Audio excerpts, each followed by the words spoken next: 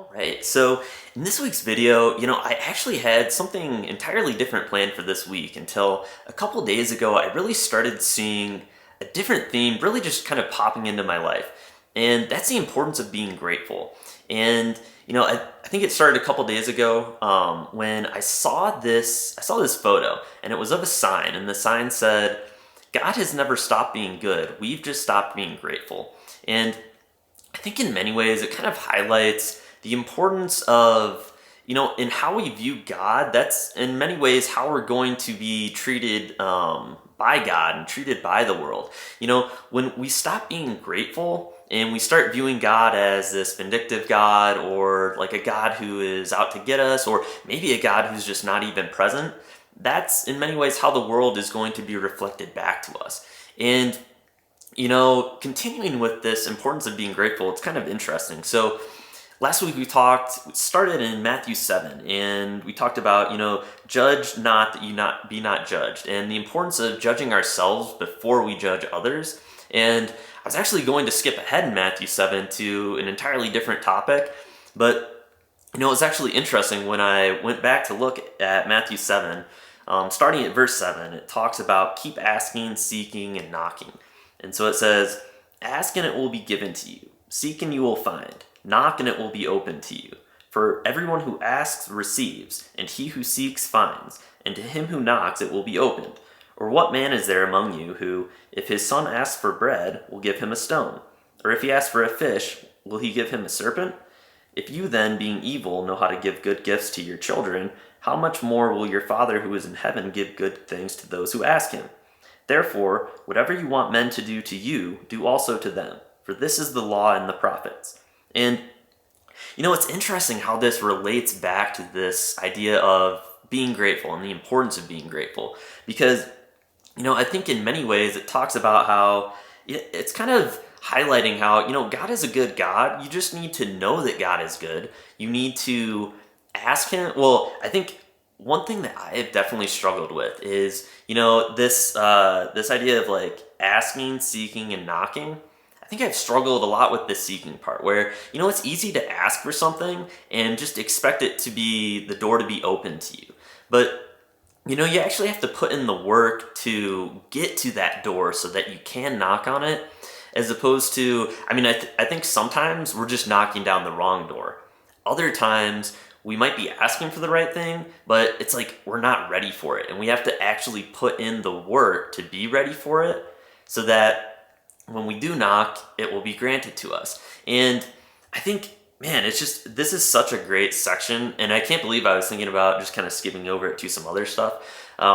Because it really just highlights how, God is good. And, we can look at the world and see all of these bad things happening. And I think when we see a lot of that stuff, definitely myself in the past, and I still struggle with it, where you can see a lot of these bad things happening to others, to yourself, and it's very easy to play the victim. It's very easy to just kind of sit there and maybe, at least myself, like kind of just twiddle your fingers and be mad that everything's not perfect when, I don't know. So kind of, it's related, but yeah, so this idea of kind of perfectionism and things aren't like perfect the way that I would like them, and just kind of sitting there and just kind of being angry about that and not actually making the steps to get to where you want to be.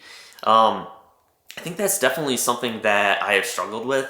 And when I was doing software development, there was this idea of the minimum viable product. And I think it's very interesting kind of relating it to this, because with a minimum viable product, the idea was, okay, we're going to start working on this product, but we can't build everything that we want in the short period of time that we need to launch this thing. So we're going to, okay, yeah, we might like consider, okay, what would be perfect? What is everything that we would love to have? And we can, of course, start with those goals in mind, but we need to get something done now. It's important to, not just kind of, daydream about the future and how great things could be. It's also important to put in some work now and release a functioning product in a shorter period of time. And so what you would do is take all of those grand ideas and all those things that you eventually want to have and you would pare them down into what's called a minimum viable product that you can get done in a shorter period of time. And I think that's just so important because, yeah, that's something that I've definitely struggled with where you can kind of look at things and be like, oh man, like things aren't perfect. And it's easy, at least for me, it's easy to kind of fall in this trap of being frustrated and not being happy with, where things are currently. And you might just kind of be tempted to just throw your hands up and be like, well, if it can't be perfect today, then, why bother with anything? And I think it's important to make those baby steps.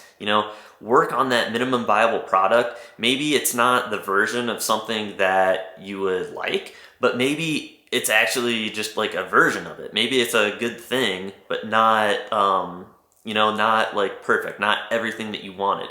And what can you get done in a shorter period of time, in the more so like in the present, as opposed to just kind of looking down the road at things. And I think, going back to that picture that I saw where it talks about, God has always been good, we just haven't been grateful. I think it's really important to remember that because, especially just reading, it's interesting. So in Matthew 7, verse 12, it says, therefore, whatever you want men to do to you, do also to them, for this is the law and the prophets. And, to me, in many ways, I feel like I've struggled with just viewing the world as, in many ways, like out to get me or out to get others, and not viewing. And I think it's interesting because I think in many ways, the things that are in our heart, we project onto others. And I think it's important to kind of going back to the beginning of Matthew chapter 7, it's important to judge ourselves and to look at where we are falling short before we go judging others and saying like, oh, like we need to go fix these other people. That's a lot harder to do than it is to fix yourself. And when you're viewing others as, and I think we'll actually probably talk about this a bit more next week, but it's just interesting. It talks later in Matthew chapter 7 about wolves in sheep's clothing. When you're viewing others as wolves, maybe that's a sign that you have some wolfish tendencies yourself and you need to get your own things in order. And yeah, it's just very interesting. So I'll read, again, Matthew chapter 7, verse 12. Therefore, whatever you want men to do to you, do also to them, for this is the law and the prophets. And kind of going back to the whole idea that, God has always been good, we just haven't been grateful.